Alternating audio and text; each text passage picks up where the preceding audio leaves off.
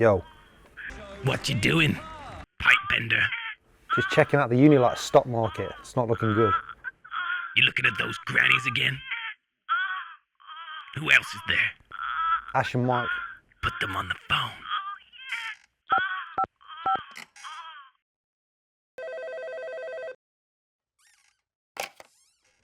Yo.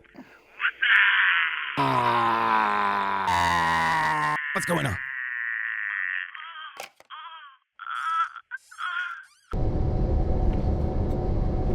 Mike!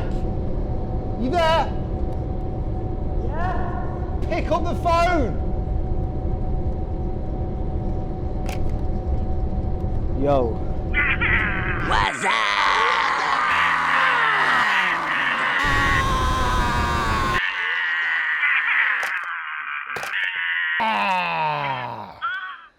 Anyway. Where up to? Chilling, killing, and drilling.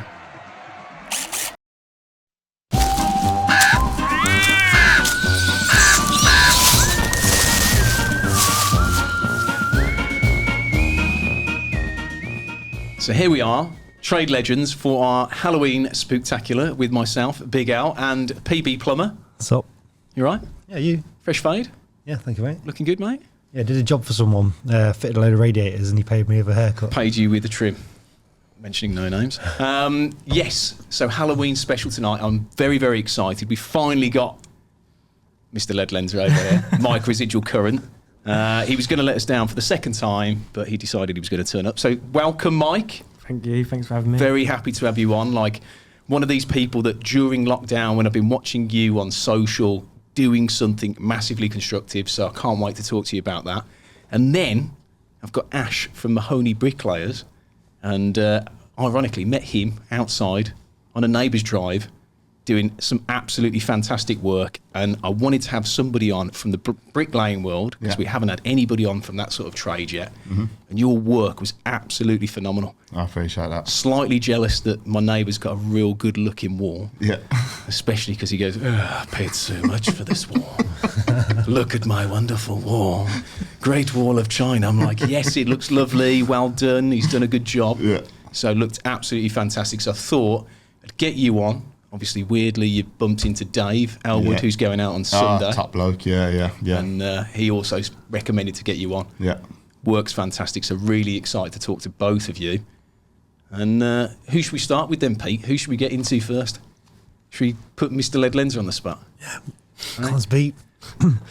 They'll have shown the skit we did before, the What's Ups. What's that? It's done me in. Give me your best What's Up then, Pete. No, I already did a sore throat before I got here. Oh, he's so timid these days. Hey, he's a superstar on Trade Legends. I don't do that.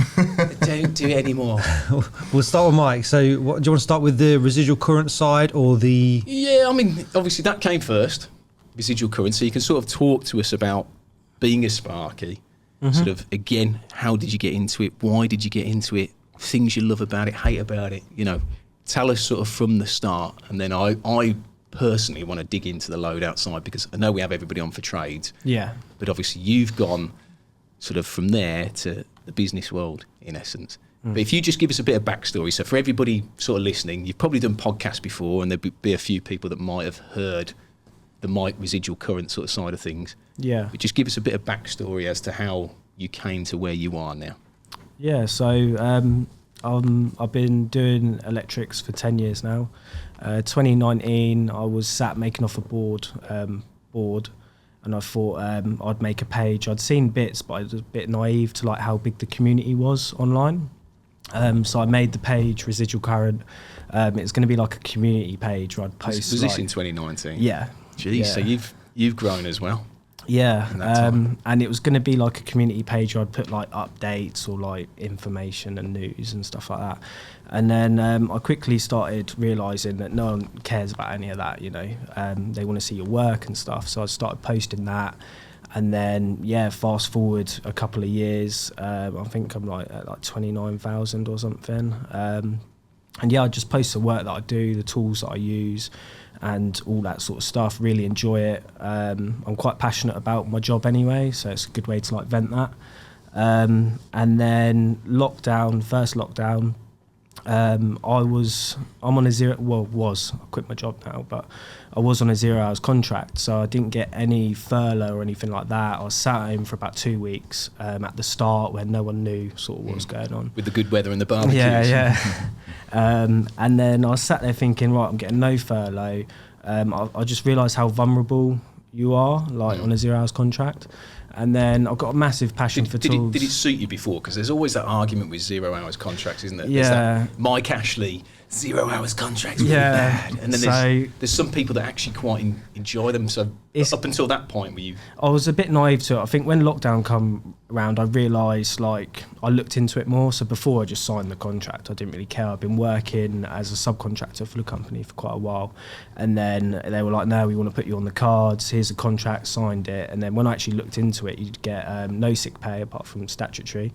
You get obviously your holiday and stuff like that, but you don't get any furlough. You know, you're not really that well protected. So I just realised how vulnerable I was. So I quickly nipped that in the bud, went self-employed again, but I had to go limited company and all that sort of stuff. But I also sat there thinking, you know, there's got to be something else, maybe another passive income and all these. Is that difficult for you? Because if you've been employed and then all of a sudden you've got to go limited company, this is obviously what we'll touch on with you with the business side of things. Yeah. Like when somebody else has been doing that for you, all of a sudden you're like, shit, well, it was weird because I've been doing it 10 years and I worked for the company I was working with for like the last 3 years, but for the, 8 of those years I was self-employed anyway, so I'd done all my own books and everything like that. I come and work for this company which is quite above board, so after you sub for, I think it's 12 weeks, you're supposed to go on the cards with them or not, or just move along. Obviously I don't think a lot of people do, but that's what you're supposed to do, and they wanted me to do that. So then that was the first time I actually went employed, was with them after like 8 or 9 years of being self-employed. So it was a bit new, and that's why I think I was just a bit like, yeah, cool, signed it and, you know, got on with it. Didn't think about it.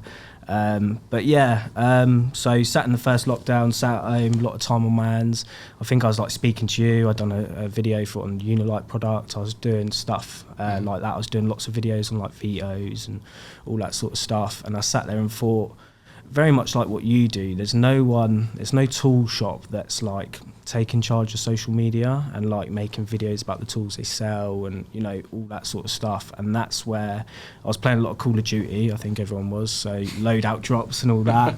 So then coined the term, obviously a lot of people called it that anyway, but we coined the term loadout.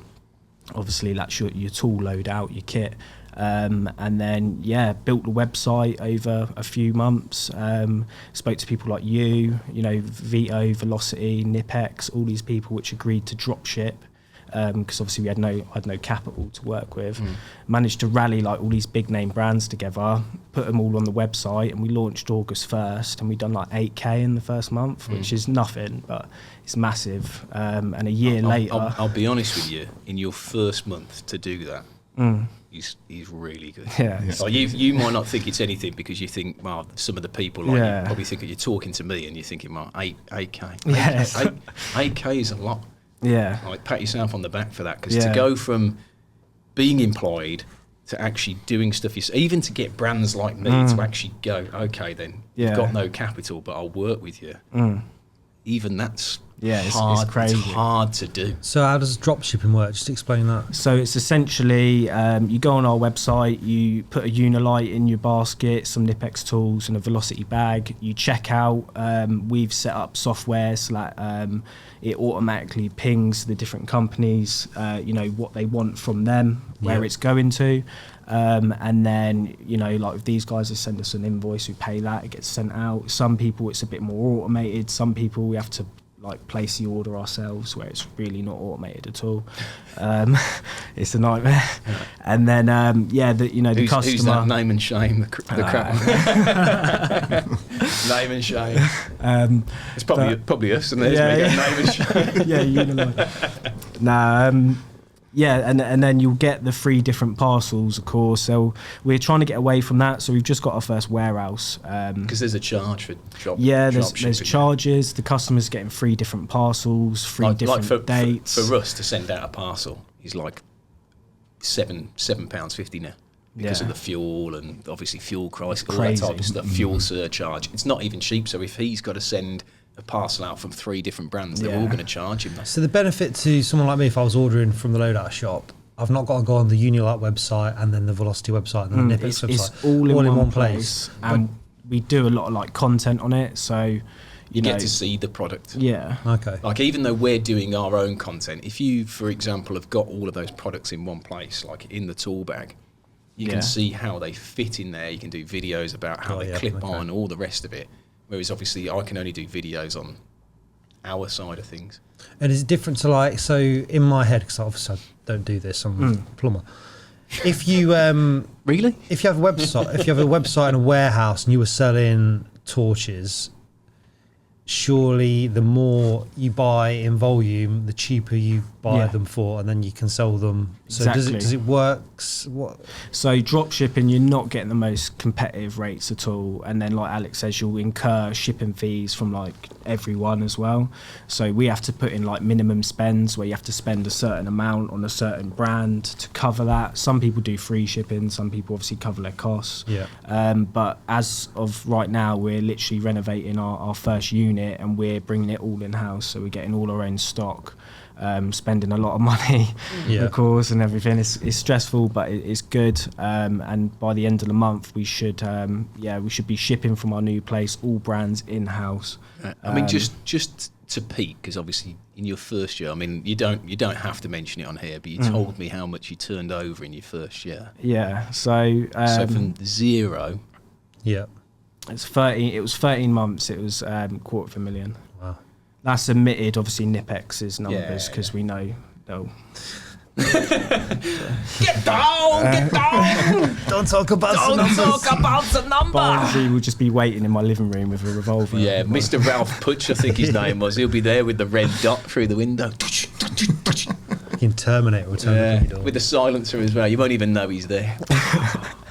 But to do that, I mean, for anybody that's sort of listening or watching, to hit that figure in 1 year, regardless of sort of like the profit side of things, because obviously you're finding your feet. Sometimes you go, God, I've spent some stupid money on stationery or something random, and you're like, the printer. Who's been printing in colour? Which one of you is it? Like, own up. But to do that sort of figure from like the ground up, to actually get the website up and running, to convince the brands, all in 13 months. Like, I'll you know, if ever you need a job, then you're more than welcome here. So that's. But so the main part of it though that you've worked hard at is getting people to know that you're there and you're selling stuff. So you've worked hard at your social media channel. Yeah. Because it's nothing unless people know who you are and what you're doing. Yeah. There's a. Do you think then from doing your own page, that's give you the insight and the people platform? say all the time they like buying from Electrician, and then with Residual I'll go on and I'll do a video like jointing an armoured cable or something in a ditch somewhere, but I'll be using all these tools, these stripping knives and these grips and stuff like that, and it's all, you can get it all from Loadout, so obviously I'm going to plug that. So I put it, you know, all in the description and stuff, and that is I notice I put out a YouTube video and traffic will go through the roof. Same with like stuff on Insta, a new tool will come out, I'll get it, do a video on it and say it's available from Loadout. It's a bit like, you know, when people fashion influencers, they'll wear, I don't know, like a Gucci outfit, but then they'll show you where else you can go and buy it. That's been like some of the people that are doing that. Smashing figures on social.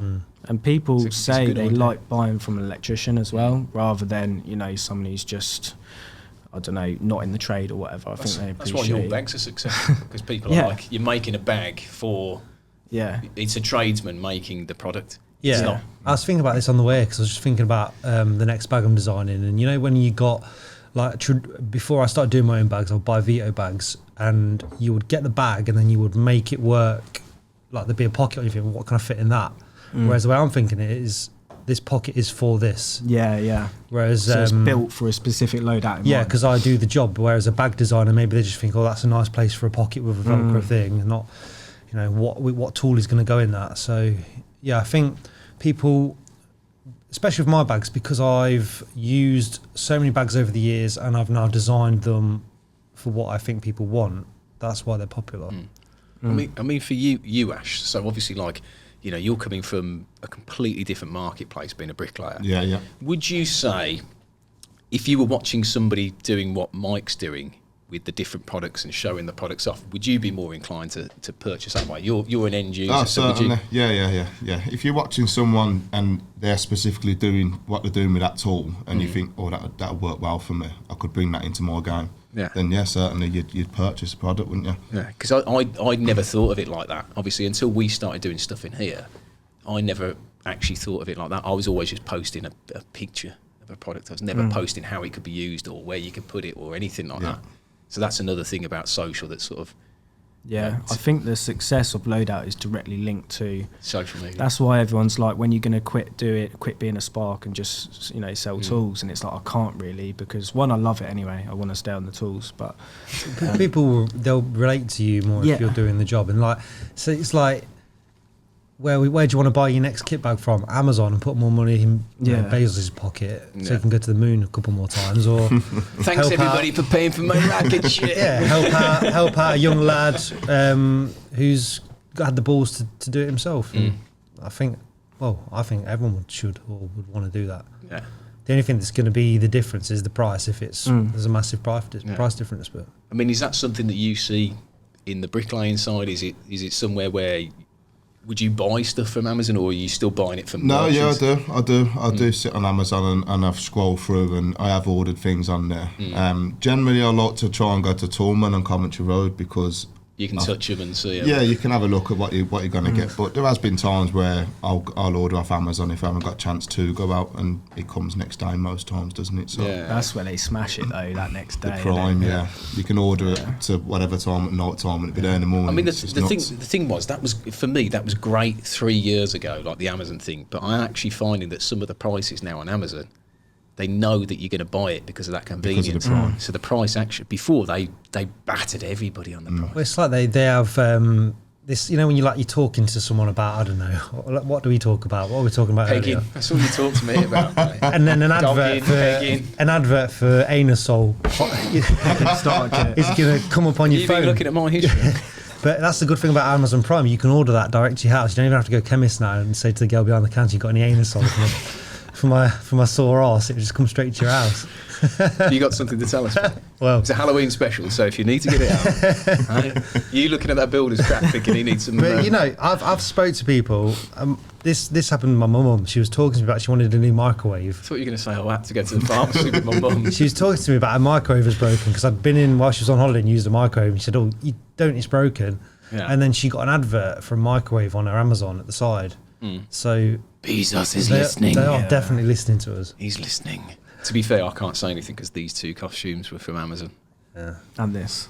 Was it? Yeah. Oh, Bezos. He's everywhere. I know. You load out for any of your Leblenter or whatever outfits, you can get them from there. But I mean, going back to this then, I mean, for all those listening at home, for anybody in the similar situation where maybe their work's dried up or they're unsure about it, I mean, and they're looking to change, like we talked about people 28 wanting to suddenly become an electrician.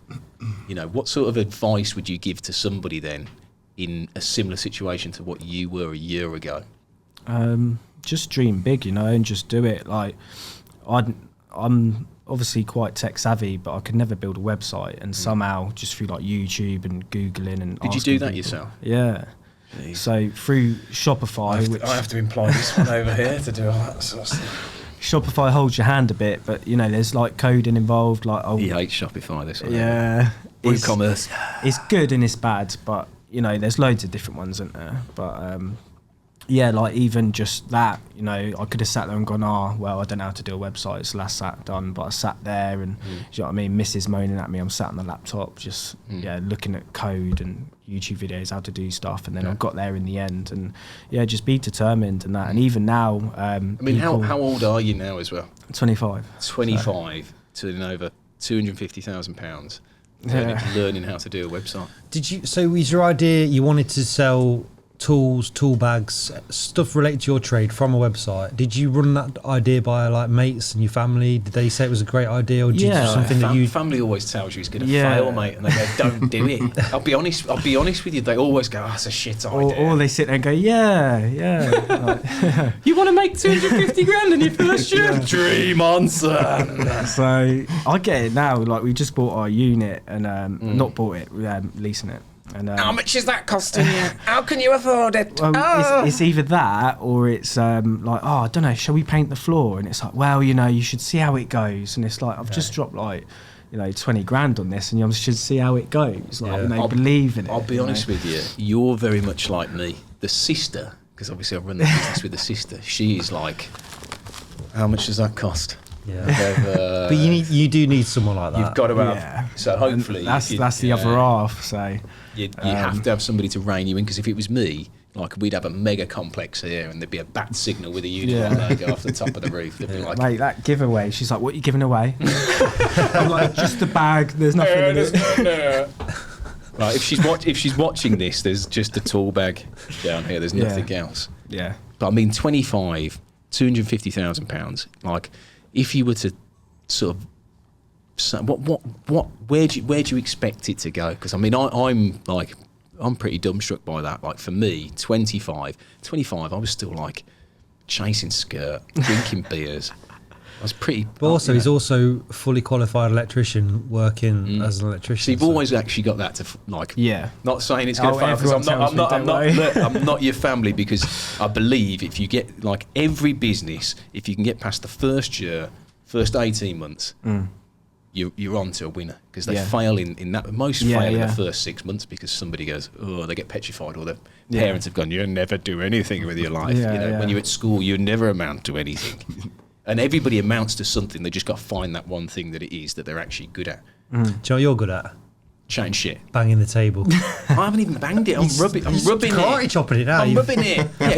You're dressed in Cobra Kai, mate. I'm in the. But what I'm saying is, like, most people, one job, electrician, is enough for most people. So you've got that motivation, you've got the drive, you've got your dreaming, you're thinking of the bigger and better things.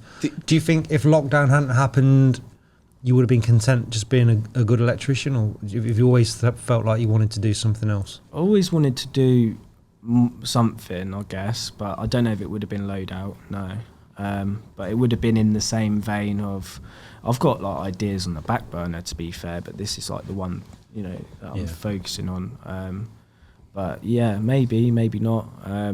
It's weird, I was sat on the sofa and I just thought of load out, and it just all came together at once, and then It's weird, because when you do create something, and it's sort of like the last few years here, obviously social media has been good to us as a company, is you do things and you think, it's really good, and then you go, and then all of a sudden the wave comes and you go, oh my god, and you get like, your first order comes through and you're like, bye, and you've got to just enjoy that, because it goes so quick. But like I'm just dumbstruck that somebody 25 sort of in that position goes, right, I'm going to do this, and then £250,000. Yeah, unbelievable. The other thing with ideas though, like I have a lot of ideas, and there's things that I think, this is going to be good, but then I just haven't got the time to do them. So you've got to make that. Though. You have to but to be fair, you still did, because of your tool bags. So you still you still knew I wanted to do something, and then when the first one you sold 600 pieces or whatever it was in an hour. Yeah. Because I remember saying to you, because we launched our tool. When we did the pre-orders, we had bets on how we would sell, and Tony, who runs Velocity, we're like, how much are we going to do? And he's like, 50, 60. No, I think he was late. I think he was about 30 or 40. And I was the most pre-orders they'd ever done was like 30, wasn't it? I was like 150. And then you were like, I'm just going to sell them all. Yeah, I was trying to be a bit more confident, but we literally, on the pre-order, we sold out. It's about 3 or 4 hours. That's crazy. Yeah. Maybe slightly more. It was awesome.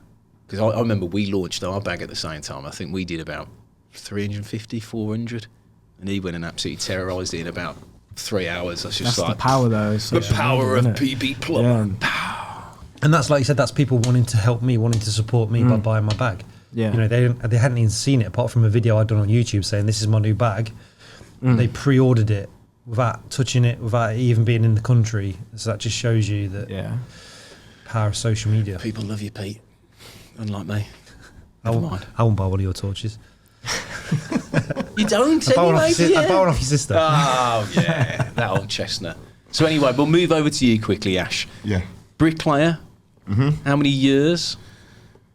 You're going to show your age here now. How old are you then? I'm 30. 30? 30, yeah. What, getting kids on. Yeah. No, but it's, look, we can't have all the OAPs on like me and you, mate. Do you know what I mean? The past its, the has-dones, the bins.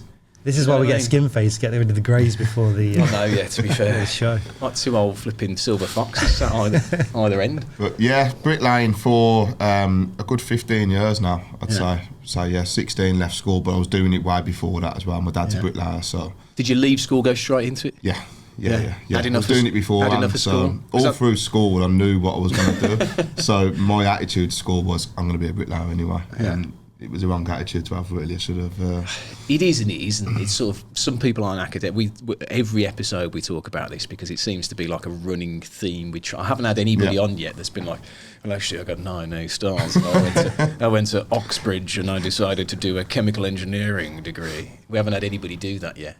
But it seems that I think most people in the trades, they didn't know what they wanted to do sometimes. Yeah, obviously, but most people knew that they didn't want to do school. Mm-hmm.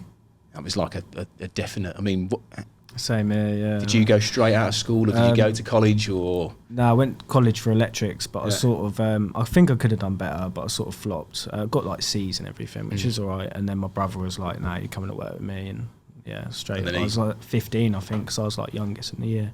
So 15, I was on the tools, and yeah, that's it. So was it your dad, wasn't it? That My dad's a bricklayer, yeah.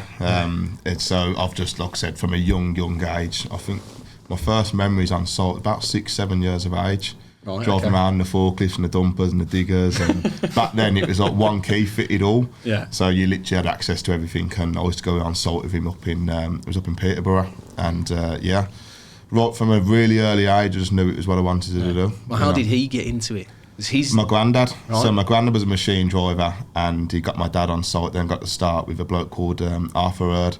So my dad started labouring for him, running the yard, and then yeah, he got his opportunity on the trail. Yeah. So how like your third generation then bricklayer? Second, because my granddad was a machine driver, so yeah, second generation. So I believe, I don't know what it is. I got a feeling it's like in my blood. I just know it's in my blood. I'm a pretty natural at it, really. I feel like I'm a natural, and it's just, I think it's because my whole lifestyle, it's always been around it. Yeah. 24/7, yeah. So everything, all the houses we've lived in, Dad's done them up, extended them. So I've just watched building go on for my whole life, to be honest. So Yeah. I bet you.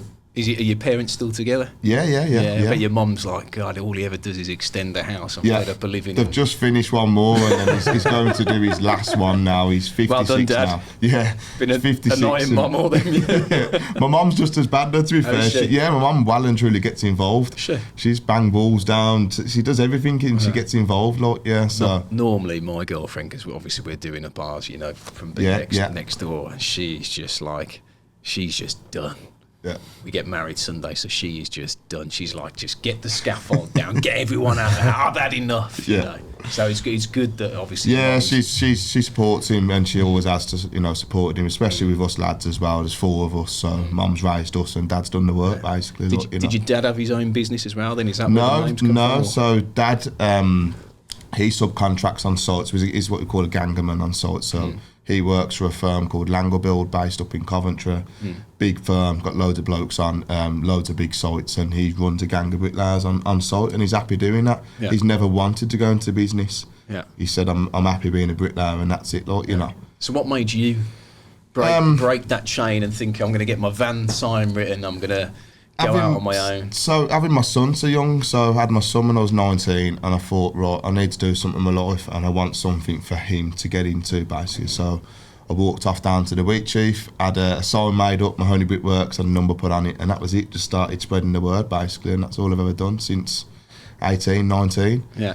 You so know, so 11 years then you've been. yeah, that's it. Yeah, I went limited in the early stages, but didn't do nothing with it. It stayed dormant, and then in 2018, and I went limited again, and it's been say from then now to where we are now as Mahoney Brickworks Limited. Yeah. Yeah. I mean, would you say then, like, what's the differences from when both of you started? Because I mean, you're still relatively young, but obviously, like, you still remember the good old days. Do you know what I mean? So what's different now? Like, from watching your dad to sort of where we are now. What's Mobile phones on site. My dad's very old school. Put your phone away and get on with it. Put your phone away and get on with it. But now it's so true to put your work out there for people to see. You're on your social media and see what you're about. Yeah. You can go on someone's social media and tell within 5 minutes whether they're the real deal or not. Yeah. So I think that's the biggest difference now. Are you winning work then off social? Because there seems to be a running theme with everybody that is on here. Anybody that has put themselves out there and showing off their work. Well, yeah, I mean, to be fair, I started my Facebook page back in 2011. I've not got a massive following on there, but it's been around for a long time. A lot of my work is just word of mouth through I'll go anywhere and I'll tell people I'm a bricklayer. Are you one of those on the local Facebook page? You're like, a bricklayer? Yeah, that's me. I get tagged all the time. Yeah, I get tagged all the time now. But now we've got a bit more structure now, and you get messages all the time. And a load of tire kickers on there. Go through to Siobhan. Yeah, do you think you could build me a wall under my petunias? Won't take you long. Yeah, that's the famous saying, isn't it? It wouldn't take you long. If I had the time myself, I'd build this wall. Yeah. No, you bloody wouldn't, mate. Yeah, no. But yeah, that's the best one. That is, it won't take you long. Well, you know. Bricklaying videos on social media, they're either really satisfying to watch, someone who's really skilled at it, or you just get people in the comments saying you don't know how to do it. Yeah. And then you'll get people, the biggest one on TikTok is how much they earn. So you got guys saying 50p a brick, I've just made 450 quid in a day. Yeah. And then they're all arguing in the comments saying that's bullshit, there's no way you made that. Yeah. I think a lot of that is for show. But I mean, if you know other bricklayers are going to watch that, they're going to call you out on it. Yeah. But I mean, some people might be earning that, but unless you're on like a real big job. I'll happily openly admit I'm quick on the trowel. Yeah. Really quick. My best day so far was 1,740 bricks on a 9-inch wall. This is what we need to do, you know. If I had a bigger studio, I'd have it where we get people in and it's like, right, brick challenge. Yeah, go on. Well, there is something in Vegas. Is there? There's World of Concrete, is it that? No. Spec Mic 3000. So load of bricklayers basically, 9-inch Sounded walls. like a spaceship. Yeah. Sputnik 3000. And it's how many bricks you can get down in an hour. Yeah. And I've been watching that for the past God knows how many years. And I've always thought I wanted to go and do it. Are we going to have a Guinness World Record brick champion on it? I'd love to go and I'd love Dressed to go to as Harry Vegas and have a go. Yeah. And the Philosopher's Stone Island. But yeah. Is there that many ways to lay a brick? People just have different technique. Yeah, there's loads of ways you can skin a cat, definitely, yeah. Do you know the one that always boggles me? Go on. A curved wall. I saw you doing some stuff where you were taking little bits out of the curved wall. Yeah. And that always twists my melon, because I'm just like, my bricks are straight. Yeah. How'd you curve? Well, your next door neighbour's wall, obviously, that was... Good old Russ, we'll mention him on here. The whole run of it, yeah. I saw something the other day, if I remember this right, it was a curved wall, and it said it uses less bricks than a straight wall. I got asked a question on that, and somebody said, I knew you'd know the answer. So basically, yeah. So it's a single skin brick wall.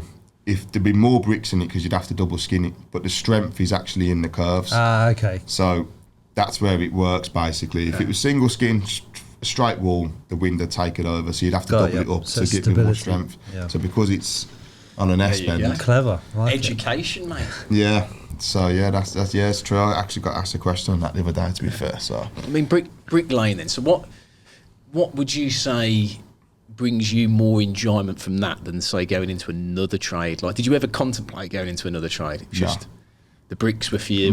From an early age, it's been my only vision, just bricklaying, and I've just wanted to get into that. Basically, that was it. Whenever they do polls on like who are the happiest workers, it's always someone who's got a job where you can stand back and say, like, look at what you've done, and obviously you must get a massive satisfaction when you look at something. Can't you do that in every trade though? Well, it's bulky work though as well with bricklaying. So I love to go to a job in the morning and it be a flat footing, nothing there, and then by the end of the day, whoosh, a building's built. There's nothing better for me to go, I'd put that there, look at it, it's staying there. I did watch one of your videos as well, where there was a few guys on it, and you smashed that extension up in less than a day, wasn't it? Was it 8 hours? A few hours, yeah. Just so everybody's watching, I don't know whether it's still up, but I presume. I presume. No, there's plenty on my social media. Yeah, there's plenty. But yeah, no, I've got tons of videos and the amount of things that I've done in days. And there's been times I've looked back at the end of the day and gone, how have I just done that? How is that possible? And that's the biggest satisfaction I get out of it, is doing something that people go, he hasn't done that in a day, surely. Yeah, we have. Yeah. You know, it's that. I love that saying, yeah, I can do it. You know. I mean, what's one thing then? Because, you know, talking to you about things that you like, things that you enjoy, the types of things that you do. What's one thing about your particular trade that you might not enjoy as much? Is there anything that you sort of Rain. Yeah, it can get tough in winter. When it's cold and wet, and it just if we get a downpour throughout the day, and it just ruins. These electricians, I don't know what. Nah. But that's the hardest heated thing. Milwaukee jackets. Yeah. Side of his big wipes, hand moisturiser. Like Yeah. dustpan and brush. Brand new I don't know you. But yeah, I'd say it's just the weather. You know, in the summer when the sun's blaring, you shut your shorts on, Top off. All right, darling. That's it. You know, it's the best job in the world. But say winter time, it can be tough. You know, cold mornings, waiting for it to get above 2 degrees before you can start laying bricks, and you're sitting around in the van. But it's part of the parcel. You earn your money in the summer, and in winter times, if you haven't earned in the summer, you've got to still try and earn it. Every job you got to take the rough with the smooth. If you ain't laying, no one's paying. That's it. No lay, no pay. No lay, no pay. Look at you. No splash, no. I'm just saying. No Armani, no Punani. Pete, you don't have to say them, mate. You don't have to say them. Right? Yeah. You can use that one when you go into the toilet. Like, I've got one for you, mate. No lay, no pay. Rhino Trade Insurance sponsors Trade Legends, the best insurance for insuring your van and your tools. Keep them safe, and you know what they say, don't be a fool, insure your tool. What else should we chat Do you get involved in any, like, what do you call them, like big builds? Something interesting? Certainly, yeah. Last year I rebuilt the third biggest orchard in Europe. So it was down Milton Keynes. It was first built in, I think it was early 1900s. So it was had 145,000 bricks in it, 13-inch wall at the bottom. It went about another 10 courses below ground to about 5-6 courses wide. How many bricks? 145,000. There's a video on my Instagram. I laid 500 bricks in an hour on it. There's a video on there. I got myself set up on my own. 145,000 bricks. It was such a tough job. Sweet. Imagine doing that now, trying to get bricks. Yeah. It was. How do you get a job like that? Is that someone recommended to you? Yeah, so I got approached by City Demolition about 7-8 years ago, and he asked me to block up a building which was going to demolish it, but at the time they didn't want all the what do we call them, crackheads getting in the building, so we had to block it all up. So I said to him, look, I can do it, I can certainly do the job, but I ain't got the capital behind me to buy the materials, nothing like that. So that then put me in touch with another bloke called Noel Lafflaw, and he bought the materials for me, and then from then on I done loads of jobs for him. And then he phoned me up, I'll never forget the day he phoned me up, he said, "You sitting down, Ash?" And I said, yeah, what's up, like? He went, "You'll be here for 3 years, mate." Got a bit raw, you might be interested. He says over 100,000 bricks. How long did it take you? How long were you on it for? We started the wall in the Feb and we finished it in the November. Jeez, could you imagine them poor buggers on the Great Wall of China? Yeah. It was tough. It was a tough job, but we dug in and we got it done basically. So it was all right. It was nice. It happened during lockdown as well. Yeah. So I spent a good solid 8 weeks down there on my own with no one. When we was like, "Oh, you can't get in the van with me, or don't breathe on me," and it was everyone was off. And I went down on my own for 8 weeks. That was quite tough. And then once it started opening up, then I got the family down there as well. Family of bricklayers behind me. All the big sites were all closed still. So we got Dad and my brothers down there, and yeah, we got through it basically and done it. So I mean, do you think that, because obviously every trade has been affected by COVID? Yes, there's been more work because people like my neighbour want to get his wall done. Yeah. Because he's seen that I had my drive done, so he wants to get his wall done. But do you think COVID's affected like trades in a different way? Would you say, obviously, like, you know, it's Mental Health Week this week, isn't it, or Mental Health Day, and stuff like that. So it's sort of, I feel like it's probably good to sort of talk about that side of things a bit more maybe on this show. I mean, like, you know, you guys, you losing your job, you know, you having to work away from family and all that sort of stuff? Long, lonely days on your own. It was very long and lonely. Yeah, you know, you go down there, you're driving down there an hour and 20 from where we are, and then you're doing 8 hours on the tools. Your back's tired because you're doing the labouring as well yourself. It was just physically and emotionally very, very draining, and it was very lonely as well. Say it's just in the middle of a field, no one around. So where were you actually staying when you were down there? Just travelled it every day. Got up early in the morning, and the only good thing about it, there was no cars on the road, so I did start getting there a bit quicker than what it would do usually. Instead of 80, it was 100. Yeah. I was like that, trying to time myself to get to work. It was actually like, getting to work in 13 minutes and 49 seconds. It was so quiet though, wasn't it? Yeah. It was nice. The thing I struggled with was at the start when people didn't want you in the house because they didn't know what the hell was going on. Yeah. There was always ladies who wanted you. You'd go down from like 8 jobs a day to like 2. So you'd do your 2 jobs in the morning, and then you'd be home. And I really enjoyed it because the sun was out. I'd not done any work on my house for years because I'd not had the time, because you're always working. And then when you go home, you don't really want to be doing any work, do you? No. So I had the garden to do, kitchen to finish off. I was just decorating and just loving life. It was going back to work when it all started to come back. I couldn't get motivated. I just wanted to stay at home all the time. Yeah. I really struggled. You with weren't that. even getting furlough. No, but it was just the lifestyle of being at home, relaxing, spending time doing stuff for me rather than for other people. Then I couldn't get motivated to go back to work. I mean, for you guys then, over the years, like we'll go back to the mental health thing. I mean, over the years with being in the trade, you know, sometimes it is a lonely place. Sometimes, obviously, like it's lad banter, or it's oh, you know, can't talk about your problems. I mean, has there been any times where you guys, I know, obviously you mentioned about that first lockdown, like you completely lost motivation. Is there any times for both of you where you've thought, you know, maybe you've lost your job? Have you got a family as well? Yeah, I've got 2 little ones. So it's like, you know, that pressure. Has there been a time for you guys over the period that you've been in the trades where you sort of look at it and think, well, yeah, I was pretty low there, and you know, how do you sort of change that mindset? For me, to be fair, trade related, it's not. I've been all right. I've worked with a good group of lads. We didn't really stop through lockdown. I had like 2 weeks off at the start, like I say, when no one knew. But I'm commercial industrial, so we do like Sainsbury's, Co-op distribution centres.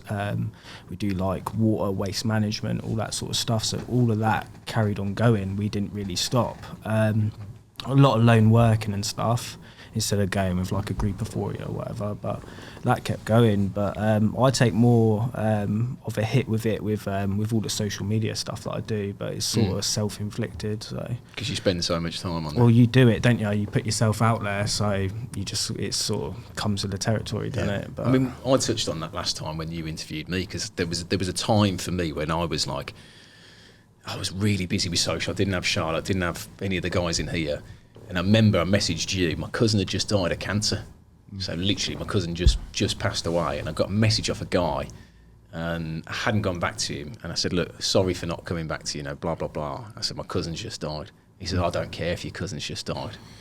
And literally, like, I messaged you, didn't I? Because I was like, I was teetering at that point. Yeah. My cousin was 40, do you know what I mean? Like, similar age to me.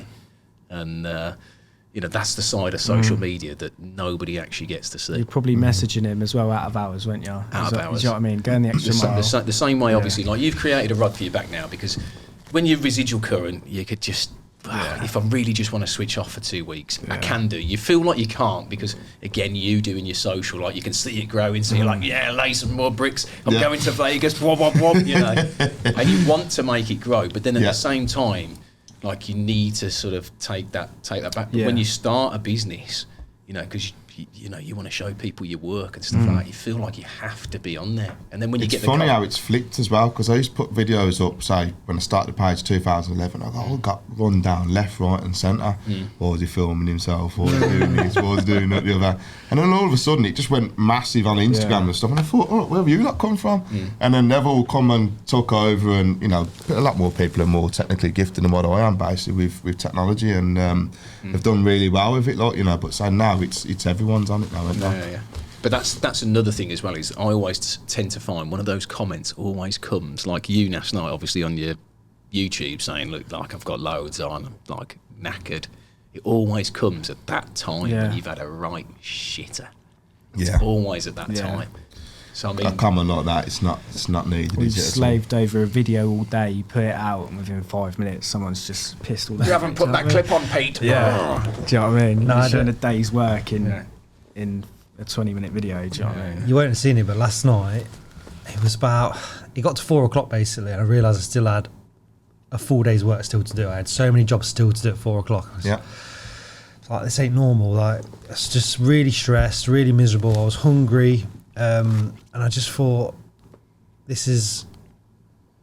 I don't know what I thought. I was having a bad time, and then the first job I went to, I had to go into town. So I'd worked all day with my mate Ben. We're doing a full central heating, and then I've gone out to do gas certificates, breakdowns. Got this contract at a hotel where it's emergency work. So the letting agency, go to pick a key up. So drive all the way into town to pick the key up, drive all the way back out of town to the house, the customer's in, well, the tenant's in. So I didn't need to go and get the key, but so that pissed me off. Then I got to the hotel, a list of emergency jobs, and some of them were like the base and taps are loose. Well, that's not an emergency. So that pissed me off. Then he's a grumpy old man. there's a leak in toilet where it needed a new toilet. So I'm there and I can't do anything. So that's pissed me off because I've gone out and I can't actually do anything. Yeah. And then there's a toilet. I fixed the leak on the toilet. When I filled it up, it started overflowing, so it's got another problem. Then I looked at the flush. I tried to flush it to get rid of the water that was overflowing, and the flush was broke. So it's like, I've done the leak, and now it's got 2 other things wrong with it, so I've got to come back again. It's like I was there, but I weren't actually achieving anything. Yeah. And by this time, it was like 7:30, and a big part of my day is I like to go to the gym. He's going to take the piss. But You work out. my Really? my mental health is dependent on that because that's Yeah, of one course. thing I want to do for myself, and if I can't get there, and if I'm running late, and that's the one It's thing I your want to release, do, yeah. that upsets me. And then, like I said on my video, I wanted to get a haircut because we're doing the podcast because I feel better if I've had a haircut. Yeah. So that was playing on my mind, and there's just too much to do. I was meant to be at yours. What time this morning? 9. Yeah. What time did I get there? 2:30. 2:30, because I was doing jobs that I should have done yesterday, and just Yeah.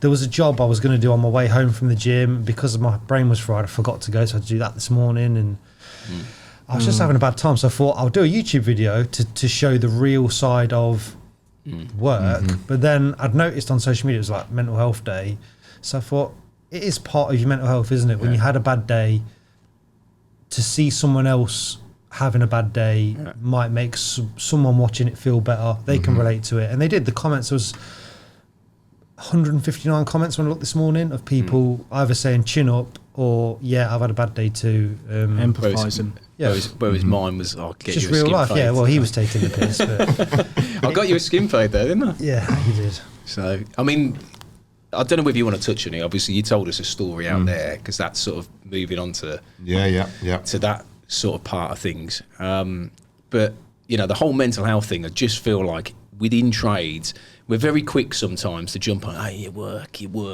whatever. Big burly builders, and that's what it is. But on the flip side, then it's, if you want to talk. So it's sort of like some people won't want to talk because of those comments. But I mean, that story that you told us out there, I don't know if you want to. Yeah, I don't mind talking about it. about But say obviously last year it was October last year, and I was going through some bad things myself at the time. We had the year which we all had, so everyone weren't feeling themselves. And I just dropped my son to his mum's in Coventry, and I was driving down the road, and I seen a bloke on a bridge messing around with some rope, and I drove through. And I got to the island at the top, and I thought something came right. It just weren't ticking right with me, so I spun myself back round, and I come back up underneath him again. Realised the second time round exactly what situation I was in and what was going down, and he was measuring the length of the rope. So I pulled the van up, and it was one of them ones with the bridges going over the road, the ring road. So you had to run up the ramp to get to the top. And I got a stone throw from him, and I screamed to him, I said, "Don't do it," and he just looked at me dead in the eyes and just let go. So that was very tough for me to deal with because I was already going through a hard time myself, and I seen the end point. You never get that image out of your head. Never in a million years, there was loads of things at the time I couldn't pull him back up, and he ate away at me. I thought, you're a strong bloke, you should be able to do it, and it's dead weight at the end of the day. You can't shift it.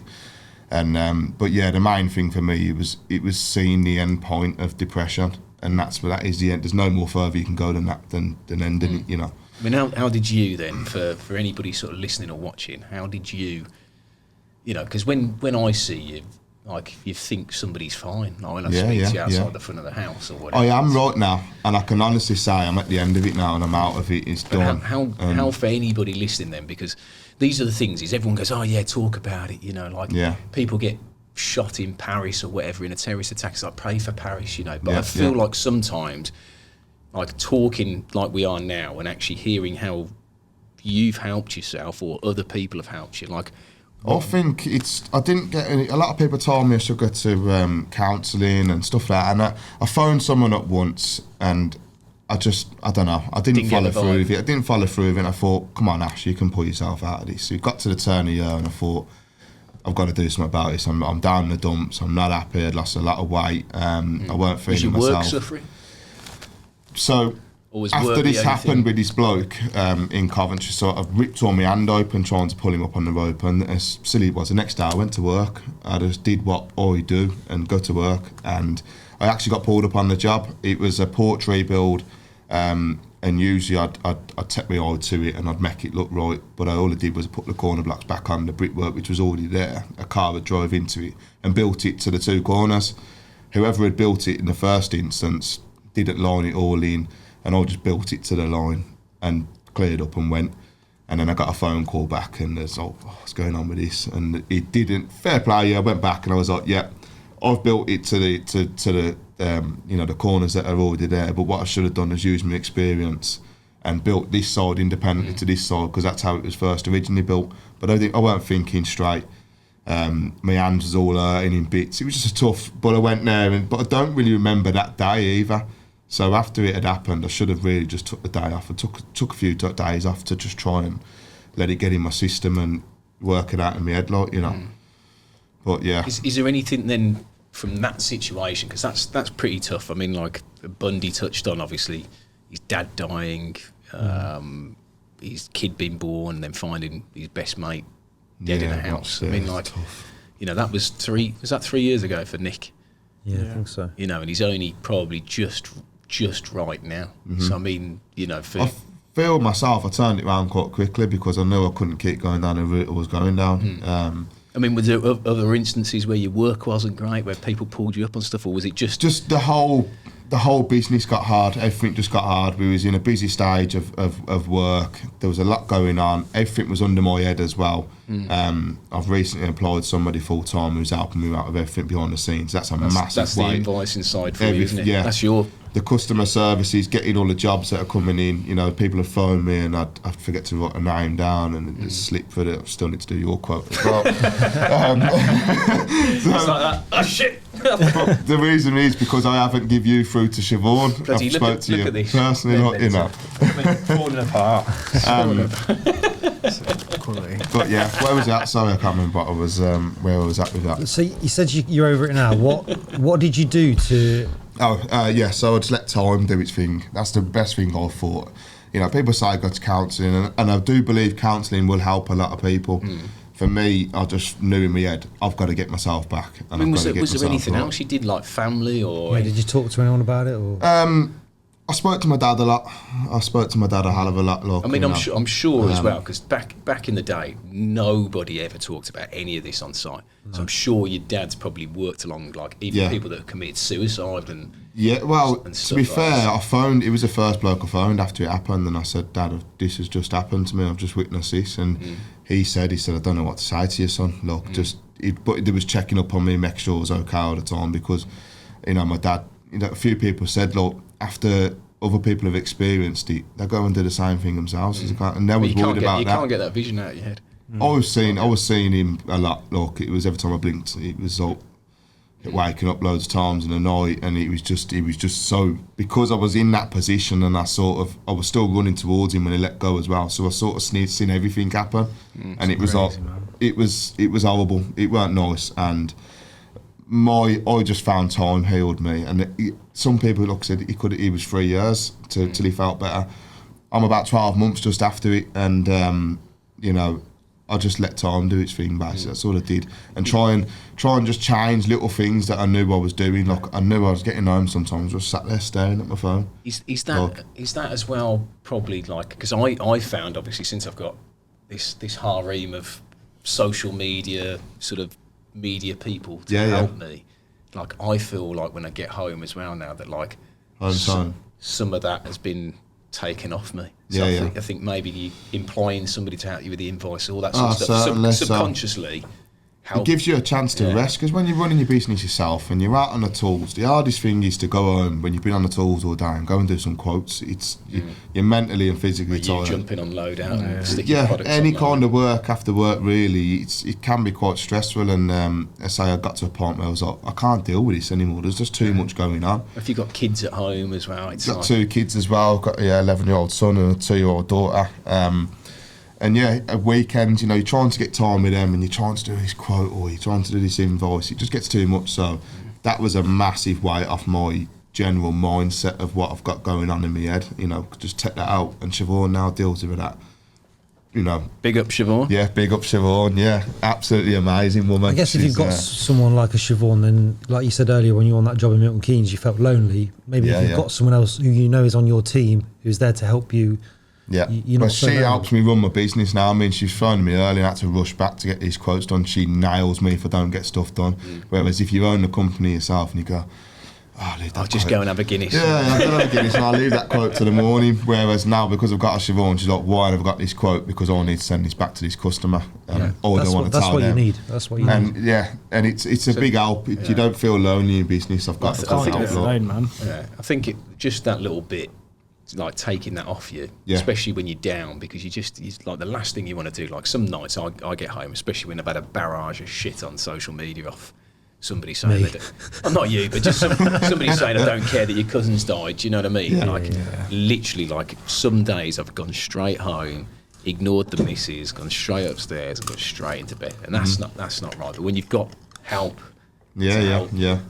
So I mean, in that sense, then, would you say that's probably something that people should do, is get other people around? 1,000,000%, especially in the building industry, because, like I said, a lot of us are just burly builders, and but you need some brains behind the system, basically. And if you're just out there on the tools, you need somebody there to do something, depending on how big you are as well. I've got 7-8 people that work for me, so we turn through quite a lot of work. There's loads of quotes to go out all the time. There's loads of invoices to go out all the time. Organising materials, organising jobs. Things can chop and change in our trade as well. Look, say yourself, if you're going to fit some radiators, nothing's going to stop you fitting them radiators bar something else occurring. Yeah. But for us, you could have a rain day and it could soak everything, and you could have a 2-day knock-on effect then, or you could have 3 days of rain and your whole week's gone. Would you say that's the worst bit of your job then? Would you say that's why you've roped the missus in as well? Is that the finance and the organisation? So is that the worst bit about your job? So hard. I find it so hard. Dad, I've got invoices to get paid. Yeah, that's the worst thing. Maybe we need to get somebody on to talk about that side of things, because I find everybody, especially in trade, like I'm the same. My sister does all that stuff. Yeah, I get all the fun bits talking to you guys on social. Yeah. Well, like I said to you before, the best businesses are the ones where they realise you're good at bricklaying. It's taking hats off, isn't it? You're not good at the paperwork side, so you employ someone to do the thing you're not good at, and that is how you will grow your business. You've hit an island. That's exactly what it was. I was like, I can't do this hat anymore. I can't sit here and concrete fingers into a laptop, even though you look very intelligent and you're Harry Potter. Harry Potter. But and that's where I decided. I was like, right, okay, it's hard at first to think I'm paying someone that isn't laying bricks, and laying bricks is what brings the money into my business. So it's whereas when I went home, you can't lay bricks if you're there quoting. So that's the point. I used to do it all on the evenings as well. So sitting up till 2-3 o'clock in the morning, and it's like you can't run on 3 hours sleep. No, but this is the thing that people miss. It's like the work-life balance. The evenings should be for you to do things that aren't work related. And that's been the past 6, 7, 8 months now, where I've gone home and I've gone, I've got nothing to do. Apart from the days where I've got my quotes, which even with that, I can't look at. I struggle to look at a laptop screen and see what I need to do on there. Whereas Siobhan now, she prints them all out for me and gets them sent to me. I do, because I've got ADHD. Somebody else over there. My guy. But yeah, so I'm old school in the sense of she'll put them all there, a pen and paper, take a picture, done. back to Siobhan, she types it all up and sends it all out for me, Massive. But me trying to be professional with my laptop and emails, I'm a bricklayer, turned into a businessman in the sense of. Hello, is that Mahoney? Yes, it's Mahoney bricklayer. Right. So yeah. Before we leave the subject of mental health, do you want to hear my random story that I happened to thought me you on were the way going to today? do PB gag of the day. Then I thought, No, Pete's no. not the time for gag of the day. Have you got a gag of the day? No. Let's keep it about mental health. So I had a shit day yesterday, and this morning wasn't good because, like I said, I should have been at yours at 9, and I didn't get there till 3ish. So I had a bad day yesterday, and I was still a bit down in the dumps. And before I came to you, I rang you, said I'm on the way. I went to Starbucks to get a coffee because I've got to drive for an hour to get to your house. So I go to Starbucks, and this guy stood there, and he was about the same height as me, shaved head, young lad, probably 30, early 30s, in a tracksuit. And he's just like, "You all right, mate? You having a good day?" And I was like, "Yeah, it's all right." And he's like, "Oh, what you been doing?" I was like, "Just, fixing boilers and stuff." And then he said, "How's your body?" Which kind of threw me, but I was like, "That's right, I've got a bad knee though." And he went, "Do you mind if I pray for you?" And me being me, I just said, "Yeah." I said, yeah, fine. So he got down and he put his hand on my knee and he started praying. And he was saying stuff about the ligaments and all this and the power of Jesus.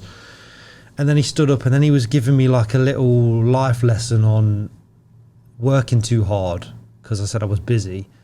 And he gave me this story about a ladybird, how they only live for one season, so you got to make the most of your life. And then he was talking about leaves on the trees, when they go brown, they fall off, that's it, that's their life over. And it was just a really nice, because he was just a nice kid, and he did that for me. And my knee, I don't know. Can you walk though now? Well, we'll see tomorrow if my knee's better. But but because I'd had such a bad couple of days, it was like, I make a joke out of it because I was like, yeah, he was rubbing ivy leaf on your leg, but like something like that sometimes is all. That's never happened to me before. But when I have a really bad day, something like that, something completely random, and he's like prayed for me, and it was like a feel good. Yeah. Mine with stuff like that is like today. Obviously, we went to the cash point, and there was a woman like, "Oh, have you only got to do something quick? You can go in front of me." Little things like that with me, where like I'm having a bad day, but somebody will do something like that, or you go in front of me in the queue, or something like that. And I think, do you know when what? you're having a bad Faith day, in humanity, doesn't it? Yeah. So stuff like that. But there's not many people that are like that. But that's the thing in trades is I feel like. On the one flip side, we're really ready to criticise, like on Twitter, and somebody's like, "That is rubbish," giving somebody loads of grief. And then when they do something stupid, or they take their own life, everyone's like, "Oh, hashtag be kind," all that sort of stuff. So I feel like sometimes maybe on here, if we talk about it enough, then people will be like, it's a bit more acceptable. People just need to ask if people are okay a little bit more, and instead of just a lot of people so easy to go, "Yeah, I'm all right." It's quite difficult on social though, because I find you only ever put the best bits on. Yeah. That's why obviously like when you did that thing last night, people were probably like, actually, if Pete's having a crap day, yeah, okay, I can admit I'm having a. Yeah, and that's what we need people to do. And even your story about saying you did something wrong at work, people need to hear that, because no one ever says stuff like that. Yeah. We all do it. We all make mistakes. It's only the 145,000 bricks they're sticking on. Some of my most popular YouTube videos, like even the one I did on Sunday, it was I was fixing a toilet and it started leaking, so I had to redo what I'd just done. And I could have edited it out, and I fixed this toilet first time, but why not show the real thing? And I think people appreciate it more. Yeah. So what should we do then? Should we do the lap times now? Yeah, let's go. Should we go in the lap times, because I'm really gagging for the toilet. So let's check what my time's gone down to. Oh, 10 minutes, 10 seconds. Who drew the bat on here for the Halloween special? It's quite good. Was that you, Jack? Because you're quite artistic. I don't even think know. your pen's leaking, mate. Is it? Wouldn't be the first time my pen's leaking. So for everybody listening on the audio section, it's the standard Bahrain circuit, and we're going to do the times of Ash and Mike. So I'll open the first bit of paper, which is Ash Mahoney.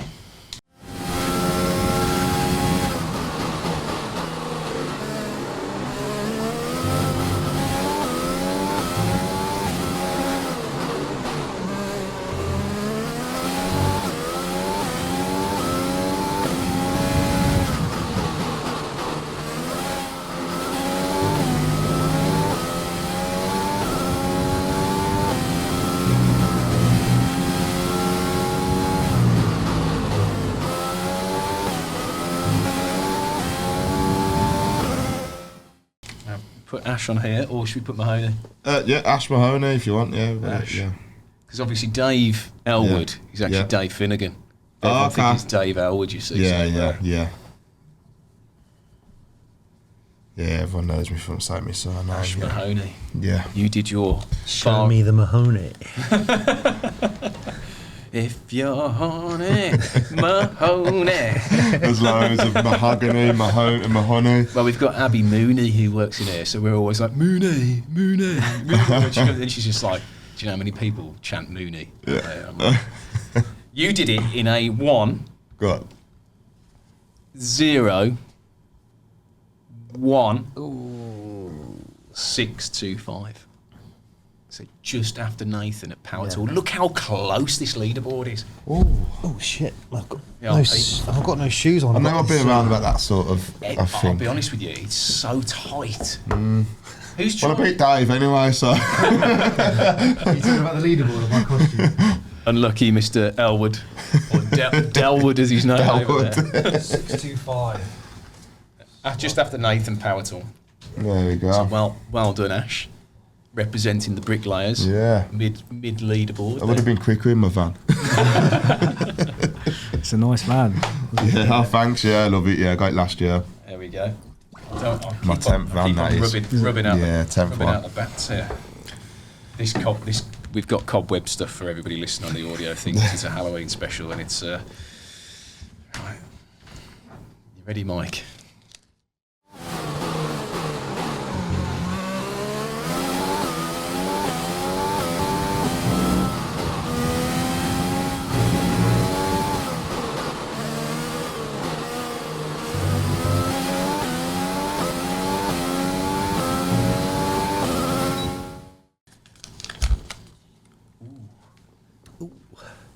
Michaela. Should we put Mike Load out? Yeah.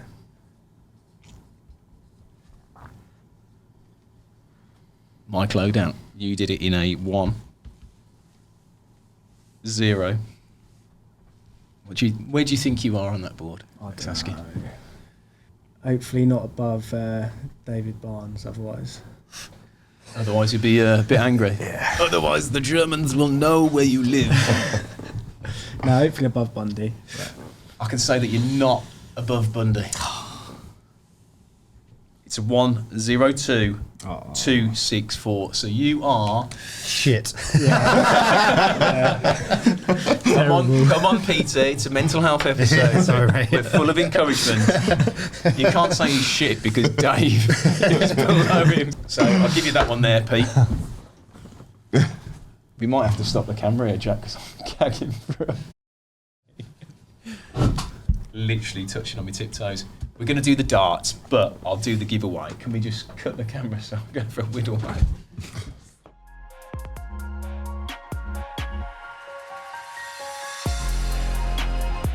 For this week's Trade Legends Bundle prize, we are giving away a Velocity Rogue 6 work bag with a wide selection of tools,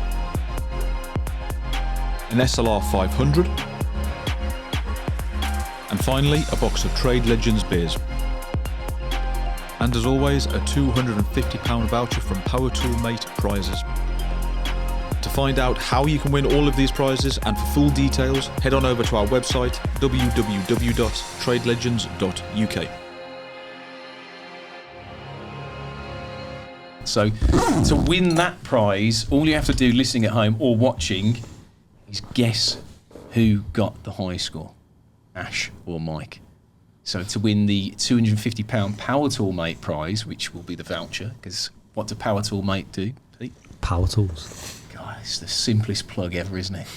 What did Power Tool Mate do? Power Tools. To win their £250 voucher, all you have to do is guess the combined score of Ash and Mike, 6 darts each. So that is 12 darts. I can't break it down any simpler because every week people go, how do I enter? 12 darts, 6 each, combined score. So we're going to have Ash first. Okay. The bricky bad boy. The bricky. Harry Stone Island Potter. To come and use his trowel arm here. Oh, Pete, come on, mate. Every time. Skeletor's having a nightmare over here. Right, here we are. Stepping up. Here we go. You can tell he works on the bricks, can't you? No lay, no pay. Yeah. Ramming them down. Over to Carol Vorderman here, my trusty assistant. You totaled them up, Carol. Yep. Stop breaking the equipment. Oh my God, he's caught. Everything's going down over here.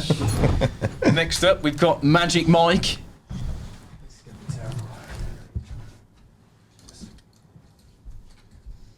Magic Mike to throw. Oh, he's got a bit of arachnophobia here.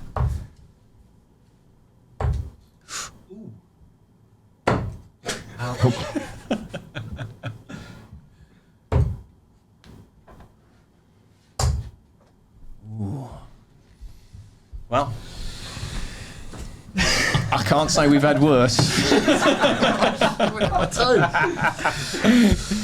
I was thinking, yeah, we're on for a big one tonight, and then scared me. So, scores on the doors over there, please, Carol. I feel like what's his face? You know, he was the original presenter of Countdown. Richard something, wasn't it? Yeah, Richard Whiteley. Richard Whiteley. Oh, here he goes. Look at my bicep arm from training at the gym. It's because you've only got that one finger out, Pete. You've lost your power, mate. What was this score? I can't tell you. I can't give it away. 4. So yeah, final thought. Have you got a gag for gag of the day? Nah. Have you? Do a Halloween related joke. What you got? Shall I Google one? Go on then. Right, lads. Have you got anything? A final parting message for the listeners, and if you want to plug your social media pages or your website. Now's the time. If you just want to type in Mahoney Brickworks anywhere on the internet, you know, my Instagram page will come up, my Facebook page and my website will come up. So yeah, Mahoney Brickworks, bricklaying from Birmingham. Yeah. Cool. If you're interested in electrics and residual current on Instagram, YouTube, TikTok, and if you're interested in tools, it's Loadout on www.loadout.shop, Loadout on YouTube, Loadout on Instagram. You can put these at the bottom, Jack. Put these at the bottom. Here's one for you then. This is going to be shocking. These are like dad jokes. So, why did the ghost go into the bar? For the booze. That is terrible. So yeah. Cheers, boys. Thank you very much for coming on. No, thanks for having us, yeah. Obviously, from my side, what you've done with the business, phenomenal. Obviously, Thank me you. looking over the neighbour's fence, what's he having done? Yeah. Fantastic brickwork. Appreciate Hopefully, it. you come back to sort out my bit of a mess on Yeah, the certainly will. Yeah. front wall. Yeah, I'll fix that for you, definitely. And we get that done. Fantastic bricklayer. Happy to have you on. First bricky. Yeah, there you go. Pop the cherry on there. And also, well done on your business. Wish you all the best for the future. Should we give them a sneak preview on some upcoming guests we've got coming on? We can do if you want. So we've got Matt Allwright off BBC Rogue Traders coming on, And obviously he's been hunting you for years and hasn't caught up. And we've got Charlie Mullins from Pimlico Plumbers, so that should be a good one. No holds barred. Big Charles. Yep.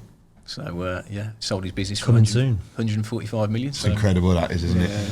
I know. I Very don't jealous. think I'll ever sell Mahoney Brickworks. It's too personal. I don't think I'll ever. Well, but, you know. Some people never think that way, and then he was 1979. He started the business.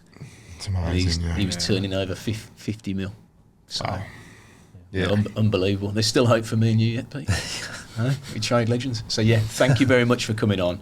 Really appreciate you both coming in, and hopefully I haven't spent too much time with you filming a Scream sketch. Yeah, that was good. That's that. Thank you for listening to the Trade Legends podcast. Bloody marvellous. With thanks to our sponsors, Church Farm Brewery, the best beers in town. Also, Power Tool Mate. If you want to get your hands on a really good tool, it's the only place to shop. Lastly, our good friends Fix Radio, the only radio station specifically for the trade in the UK.